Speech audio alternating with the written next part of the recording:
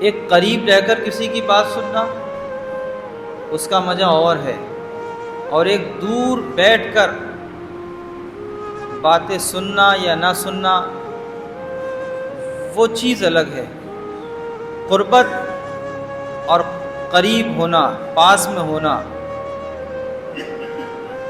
چاہے وہ محفل ہو، مجلس ہو، پروگرام ہو، کہیں بھی آپ اگر قریب بیٹھیں گے تو آپ کو اس کا فائدہ حاصل ہوگا۔ میلاد کا حال یہ ہے کہ جہاں کہیں بھی میلاد مصطفیٰ کا پروگرام ہوتا ہے تو اکثر آپ نے جلسوں میں بھی کہتے ہوئے سنا ہوگا کہ آپ لوگ آگے آگے تشریف لے آئیے، خالی جگہ جو ہے وہ آپ بھر دیجئے۔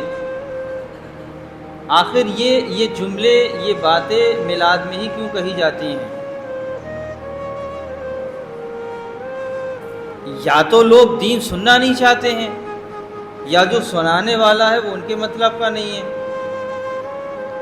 حالات اس قدر ناساز ہیں کہ ہم لوگ دین سے ایسے بھاگتے ہیں۔ میلاد شریف میں کچھ لوگ تو ایسے ہوتے ہیں کہ سلام کا انتظار کرتے ہیں، اور اس سے بھی زیادہ گئے گزرے وہ ہوتے ہیں کہ وہ فاتحہ کا انتظار کرتے ہیں کہ جیسے امام صاحب نے الفاتحہ، بس پھر آپ دیکھو بھیڑ شروع ہو جاتی ہے۔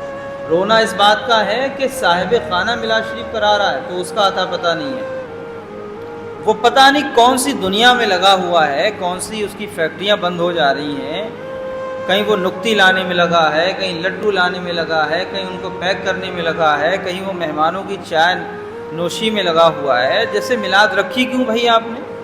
پروگرام رکھا کیوں؟ پروگرام تو اس لیے رکھا ہے کہ ہمارے ہاں اللہ اس کے رسول کا ذکر ہو، قرآن پڑھا جائے، تلاوت کی جائے، نعت و منقبت پڑھی جائے، بیانات کیے جائیں، ہمیں دین کی باتیں بتائی جائیں۔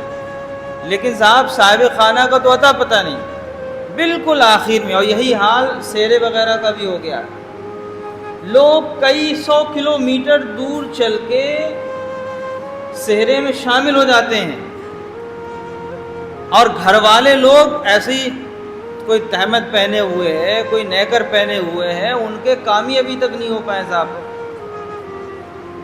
سیرے پڑھنے والے ٹینشن میں کہ یار فیملی کے لوگ تو دیکھ نہیں رہے، سنائیں کسے؟ بار بار صاحب کہا جاتا ہے کہ بھائی تیار ہو جاؤ، تیار ہو جاؤ۔ سہرے کا مطلب میں تو یہ سمجھتا ہوں کہ خوشی کا موقع ہوتا ہے، دولہا اور دلہن کو نیک دعاؤں سے نوازا جائے، ان کے لیے خیر کی دعا کی جائے کہ اللہ ان کی جو آنے والی اب جو زندگی ہے اللہ اس میں خوشحالی عطا فرمائے۔ بھئی ہم تو سہرے کا مطلب یہ سمجھتے ہیں، اور ہم پیغام بھی یہی دیتے ہیں سہروں میں۔ جہاں ہم جاتے بھی ہیں تو دولہا اور دلہن کو دعائیں دے کے آتے ہیں۔ نوٹ کا تو اب حال یہ ہو گیا ہے میاں، جب تک آپ 10-5 بار نام لے کے کہو گے نہیں، وہ سامنے والا آپ کو پیسے نہیں دے گا۔ 5-5 بار، 10-10 بار۔ یہ دولہا کے بہنوں ہی سماعت کریں، یہ دولہا کے دوست سلام جو ہے وہ شیر سلام سماعت کریں، یہ بھاویجوں کی نظر ہے، یہ فلاں کی نظر ہے۔ یہ نظر کرتے کرتے اذان بھی ہو گئی، صلاۃ بھی ہو گئی اور جماعت بھی ہو گئی۔ قوم کو ہم نے کہاں گرا دیا؟ قوم اب جو ذمہ دار لوگ ہیں وہ تو براتوں سے کٹنے لگے ہیں، وہ براتوں میں جا ہی نہیں رہے۔ انہیں پتہ ہے کہ بے ٹائم براتیں نکل رہی ہیں، بے ٹائم کھانا مل رہا ہے، ساری پیٹ کی مشین جو ہے وہ ہاضمہ صحیح دے ہی نہیں پاتی ہے، چونکہ جو لوگ دوپہر کا کھانا کھانے والے ہیں وہ بیچارے برات کے چکر میں وہاں شام میں 5-6 بجے کھانا کھا رہے ہیں۔ ہم تو یہ چاہتے ہیں کہ جو ہم بات جمعے میں بتائیں اس پر عمل ہونا چاہیے۔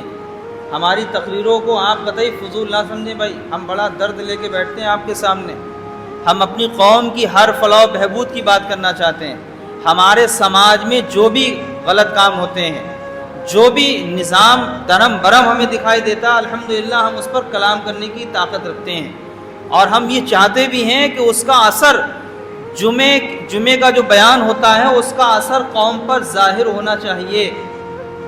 ہوتا تو ہے لیکن ایک دل سے کیا جائے اور ایک سختی سے کوئی کام کیا جائے تو اس میں فرق ہوتا ہے۔ دل سے آپ کریں گے تو آپ کو ثواب ملے گا، اور سختی سے آپ کریں گے تو آپ کو ثواب نہیں ملے گا۔